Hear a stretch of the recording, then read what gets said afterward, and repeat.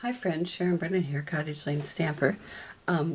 It's Christmas season and a lot of us are preparing packages and wrapping gifts and things like that. And sometimes you may have a gift that's an unusual shape. And I want to show you how to make a custom box today for something like this. This is a Christmas pickle and I'm actually selling these on my website. And I live in New Ulm, which is a very German town. I'm not German, but you become German when you live here. And this is called The Legend of the Pickle. It says, to start a tradition that will surely last, here's a short story about a pickle of glass. The night before Christmas, it's hung on the tree while everyone is sleeping. It's done secretly. And on Christmas morning, when you arise, the first one to find it will get a surprise. A family tradition for all to share. You'll look for the pickle year after year. And so I'm making custom boxes for these. I had them in a different type of package, and I really didn't show off what was inside, and so people weren't really interested. So I thought I would make a custom box for this, and I'll show you the steps on how to do this. And sometimes I find boxes are hard to make, especially if you have one that has a top and a bottom. But the first thing I did was to make a template out of just copy paper. So, and to get that, I took my pickle, or whatever you're doing a custom box for, and I measured it, the length of it. So it is about, I don't know, just a little over 4 inches long. And it is about 1.5 inches wide and about, I want to lay it like this, about 1.5 inches high. So I took those measurements and a piece of scrap paper. So I want my pickle box to be a little bit bigger than that, right? So the measurements that I took were 4 3/4, and then I need to add on each end, so that's the length of the box, 1.5 inches, so it would be deep enough. So you add 1.5 inches, or whatever the depth will be, and I came up with 5 3/4 inches long. And then I wanted the width of my box to be 2 3/4 inches. And then I added the 1.5 inches again, and 1.5 inches again. And that gave me, oh, I'm sorry, I'm looking at the wrong number. This is 7 3/4. And this is 5 3/4. So that gives me the dimensions of my box. Then I just took a piece of scrap paper, and I'm going to use some cardstock here. I'm going to first do, or when I make my crafts, I like to use retired product, especially DSP, and because nobody knows when it was current, and that way I can use up my pretty papers. A lot of us like to hoard them, but you can only hoard it so much, you're gonna hoard yourself right out of your house. Anyway, so I want to take these measurements, and I'm going to take my pretty DSP, and this is my this is directional, okay, meaning the pattern runs a definite direction. So I'm going to take in my paper cutter and move my pickle. So I want this piece of paper to be, this will be my width and this will be my length, right? So I'm going to measure this 5 3/4. I don't know if you can see that. Maybe I can zoom out a little bit. There. So this is 5 3/4. Like that. And then it's going to be 7 3/4 high, or not high, long, we'll say long. It's high time. Sometimes I think high is this way. So 7 3/4.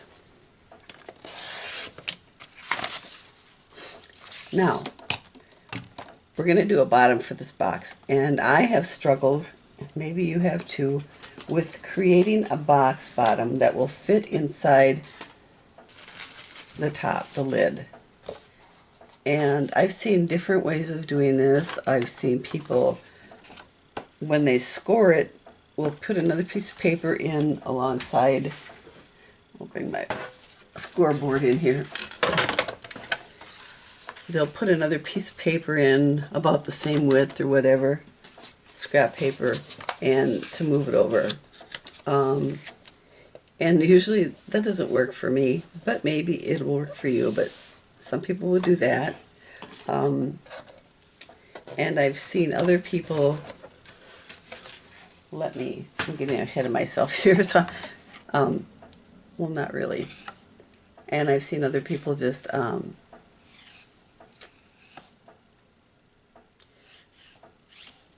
move it over a scooch when they're scoring. But I think this is a much simpler way. So I'm going to do, because I don't have to think too much about it, and I don't like to get too confused. So I've got, I don't know if you can see this. Okay, let me move my board down here. So I cut the DSP 5 3/4, right, wide. And I'm going to go up to 5 3/4, and then just back it off like a 1/16 of an inch. Maybe not even that, just a little bit less than 5 3/4. And I am going to do that on the other side too. So 5 3/4, and just backing it off like a 1/16 of an inch or less. And then I'm done. I mean, then I can actually score these. Okay, I'm going to bring my scoreboard in here. So we're going to score it 1.5 inches on all sides, because that is the depth of our box. I need to move out again. Whoop.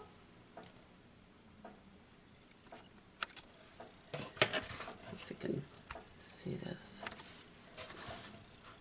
So I am going to score 1.5 all the way around.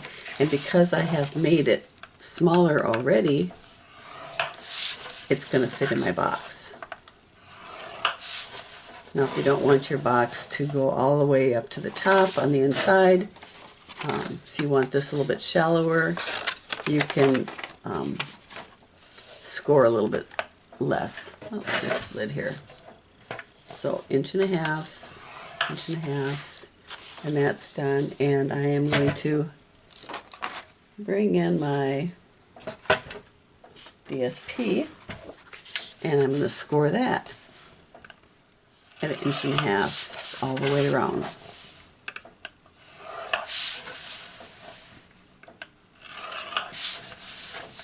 There we are.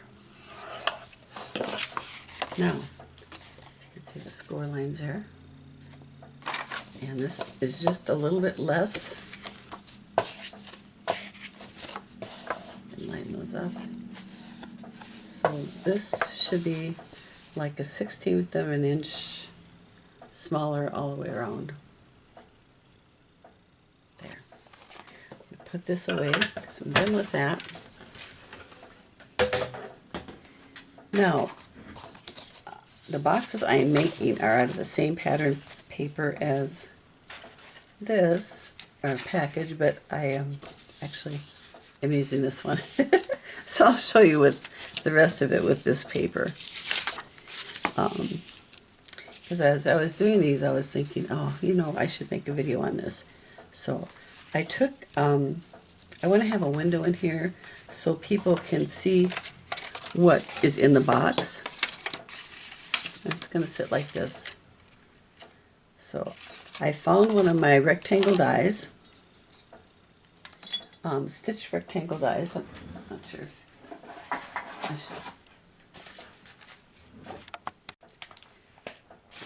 So I'm going to use one of my stitched rectangle dies, and these are kind of a mess right now, but this is the size that I used, and it is, in case you want to use the same thing, about 1 and 4/8. The opening is 1 1/8 by, the opening is about 3 1/8. So I wanted it to be a little bit smaller, and you can use any size die for your opening if you want an opening. If you don't want an opening, just skip this step. So I die cut my opening, and then I cut some window sheet to be just a little bit smaller than the box. So this window sheet is actually 2.5 by 4.5. And then I'm going to flip this over and bring in my tear and tape. Now usually I just tear it off. Let me zoom out a little bit. There. Usually I just tear it off, but because this is a gift box and people are going to look on the inside probably, you want it to look as finished and professional as possible. So, and I had a craft sale. I'm not bragging or anything. I'm just telling you what I do. I had a craft sale in my apartment. I just moved into a new apartment and have all this stuff, and I wasn't able to participate in any craft fairs because everything that was going on. And I had so many people tell me how professional my things look. So, not bragging. I'm just stating a fact. And it's because I try to take care in everything that I make and do the best that I can. So I'm just taking this and cutting it off. And I know some people like to use our multi-purpose glue. Well, you can see I've torn the whole wrapper off of here. But we are not friends, and especially when it comes to foil or window sheets. Because once you get that glue on your window sheet or your foil, you can't go back from it, and you just ruined a piece of whatever it is. So this doesn't make it sticky, and you won't. I tend to get it on my fingers, and then I handle it, and it's a mess, and it's just frustrating for me. So I like to use double stick tape or tear and tape. So I'm going to peel these off.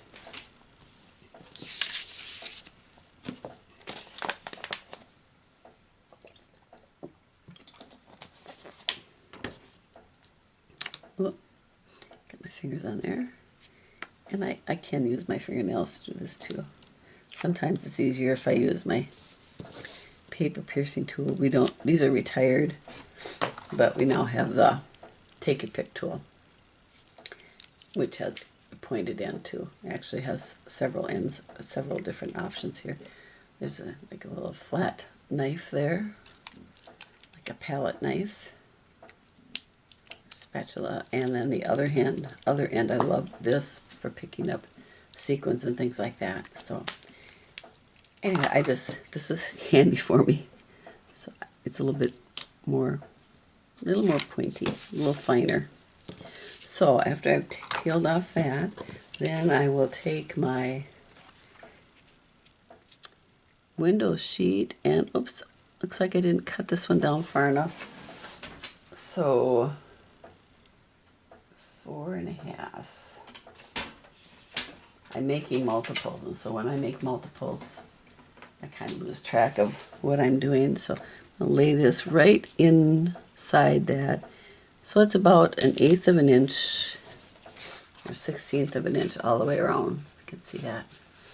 And then I'm going to take my bone folder and score. Now, when you're scoring, when you're making a box like this, you want to use your bone folder to make a nice sharp crease.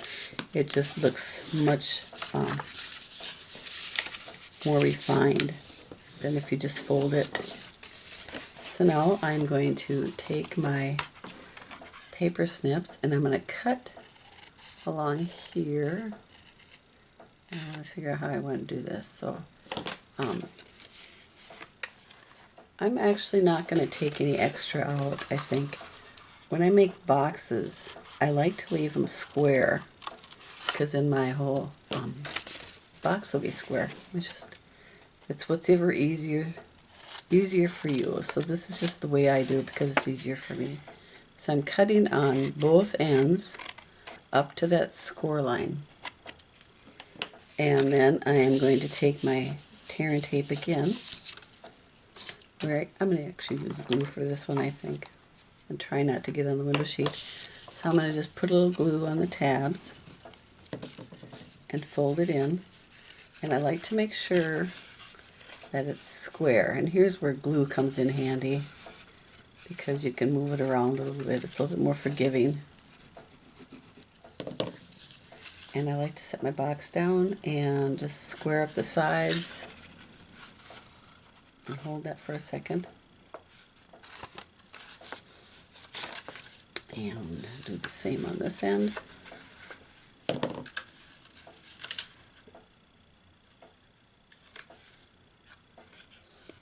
Nice and square there.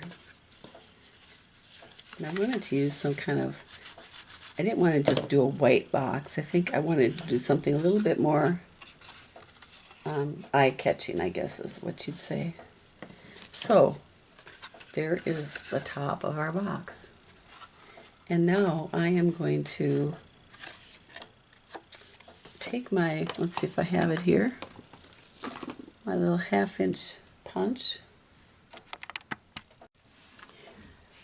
Now I have my little 1/2-inch punch, little circle punch. Now I know we don't sell these anymore, but you could use any small circle punch. I'm trying to look for the top of my glue here before I get it all over. And you want to make thumb holes. So I want to put them on the sides so that when you go to open the box it's a little bit easier. So I kind of eyeball this right at 1/2 inch. You can measure. So this is 4 3/4, so whatever half of that would be. But I'm just going to eyeball it. So, and you don't want to do the whole thing. You just want a little bit of a thumb hole there. And I'm going to flip it around and do the same on this side. So now when someone goes to open it, they have something to grab onto. Now we are going to do the base. And for the base, I wanted this box to be a little bit special too. And forgive me, this is not a Stampin' Up! Product. We don't have too much silver foil anymore. They've kind of discontinued it. So I got this at one of the local craft stores. And I'm sharpening that up, so and we're going to do the same thing on this side. And cut these. And actually I'm going to just trim off a little bit here on the edges. Because I noticed on the box, the top, it was sticking out just a hair. So I'm not cutting off much. Just a smidge, just so that doesn't poke up above the edge of the box. There. And it'll still square up nicely. So we're going to use our glue again, and like I say, I usually don't use glue on foil, but we're going to try and wing it here. Try not to get glue on my fingers. And I didn't cut that one. A recipe for disaster. There. Now, very carefully line these up.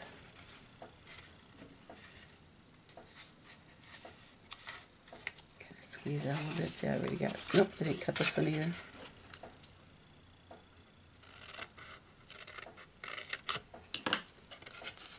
So we're gonna put glue around the edges. You don't want your box coming apart. And Pinch that for a second. Fold that back a little bit. Get it out of the way. And I'll put some on this side too right away. And I'm going to fold these in.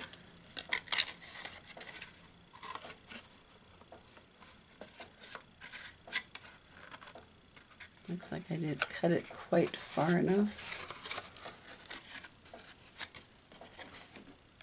because it's kind of buckling there.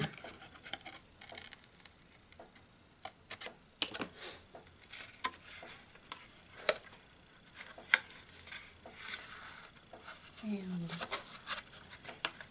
there we have our bottom.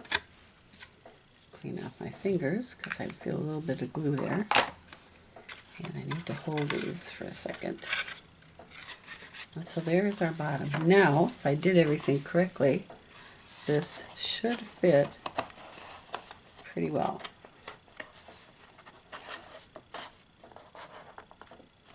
There we go. There's our box. Now I'm going to decorate it, and I'll be right back. There was one more thing I was going to do, and I didn't think of it until just now. I want these to hang from the tree so they look like an ornament. So I am going to take my crocodile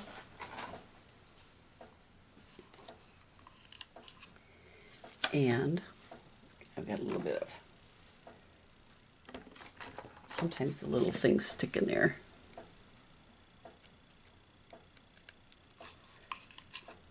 There, so I can see my hole.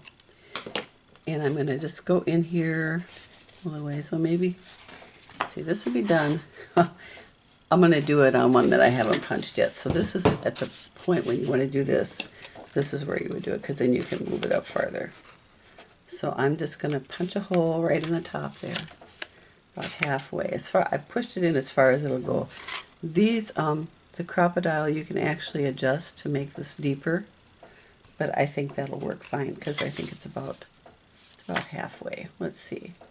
We'll do another one. I can loosen this. Have it too tight. And I want to clean that out again so I can see there. And you can actually just slide this guide back a little bit.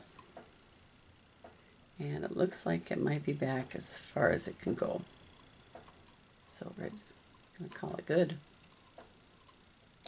So what I want to do is get some ribbon and thread that through.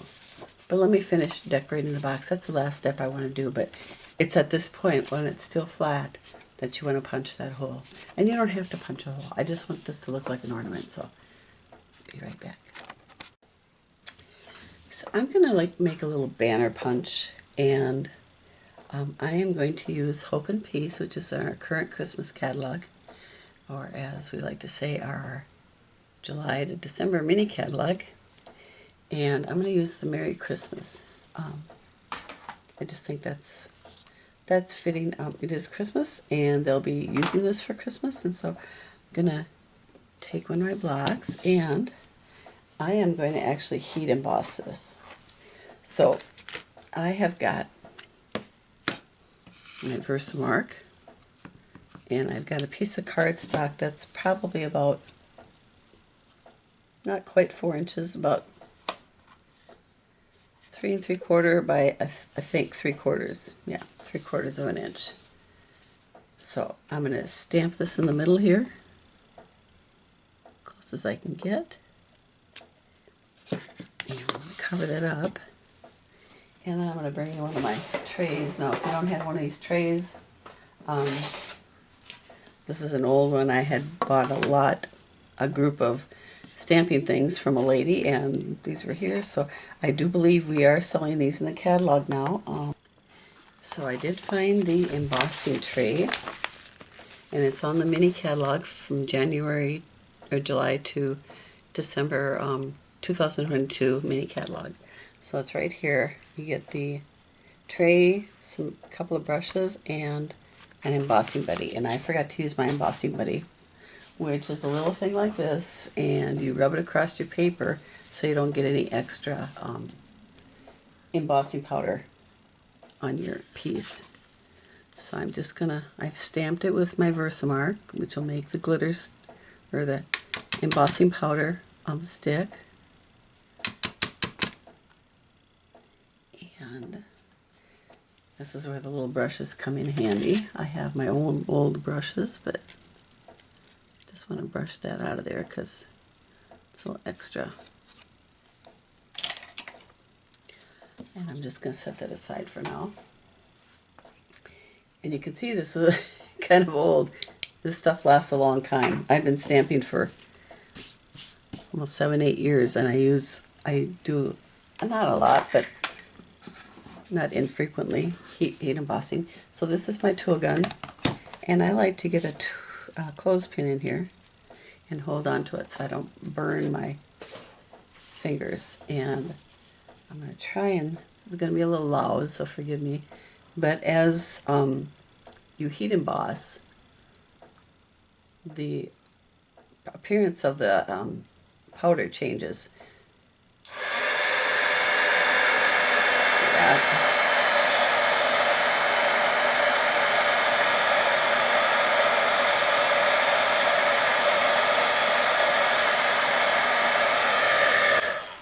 And it shouldn't take that long, or very long I should say. That's about as long as it should take.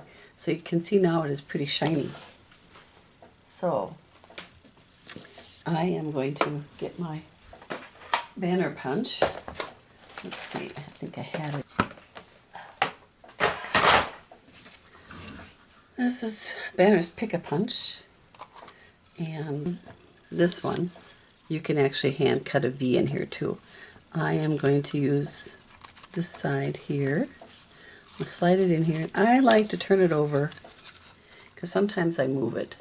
So I like to make sure it is centered. And there's the right same amount of space on both sides of my paper. So that is pretty good. And I'm going to punch. I'll flip it around and do the same thing on the other side. And get the same amount of space on the sides of my paper. And make sure I haven't moved it, and punch. So there we go. And that's just going to go right across here. So I think that'll be nice. I'm going to use a little tear and tape on this too, and now I'm just going to tear it off because no one's going to see this. And see how I've kind of gone over the edge there? Not a big deal. Just going to peel this off. You could trim it off with your scissors, or you can just flip it back like that. Let's see, make sure I've got this. Yep, I think we're good. I'll put it not right on the end, but close to it. And I like to use my bone folder to kind of smooth it out. It just makes it a little bit easier to peel off. There. And that is going to go there. And this isn't the one I punched, so I'm going to punch this. Kind of scooch it up there. There. So there is that. And I think I'm going to take some rhinestones and just bling it up a little bit more. Let's see, I'm going to put one here and two down here. And when decorating, odd numbers are always more appealing to the eye. Not sure why, but there. Good. 3 of those basic rhinestones on there. And I'll have a list of the all the products that I used, except for the retired paper. You can use any DSP for that, so anything your little heart desires. And I have got some ribbon that is also retired. But, like I said, I like to use up my retired products. I'm going to zoom out a little bit here. It's a little, there. And I've got, it's just a white trim with some silver edging. And I'm going to cut about, let's see, how long do we want that? We're going to need to tie a knot in there. And this is, I'm going to go 12 inches. And I'm going to use my fabric or ribbon scissors to cut that. And I want to trim that off because it's a little frayed. Still, I'm not cutting very well this morning. And then to poke that through, actually I'm going to tie a knot first.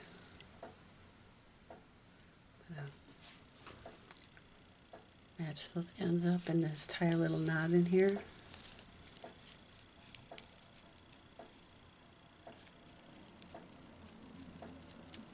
I'm going to work it down so it's as close to the bottom as possible. There. And I've got it folded nice in half so it's not wonky. And then I'm just going to poke a corner of that ribbon through there, and it's going to hang like this. Now I've got some tissue paper, and I've got my little story. I'm going to lay that in the bottom of the box. Tuck that in. If it doesn't fit perfectly, I can just trim off a hair. Lay that in the bottom. And I'm going to tuck this in here. Lay that in there. Put that down so you can see it's an ornament. And close my little box up.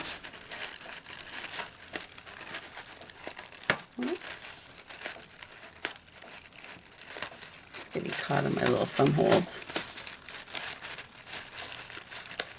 Each box is just going to be a hair different because they're all handmade. And there's my little Christmas pickle. So I hope you enjoyed this. I will put this on my blog, cottagelandStamper.com. And won't that be nice hanging on the tree? And I'll have step-by-step directions. And so I'll be posted on my Facebook page, Cottage Lane Stamper and Friends with an ampersand. And then you'll also find it on YouTube later. So thank you for stopping in. Now I'm going to make the rest of my boxes. Take care. May God bless you and have a wonderful Christmas. Bye.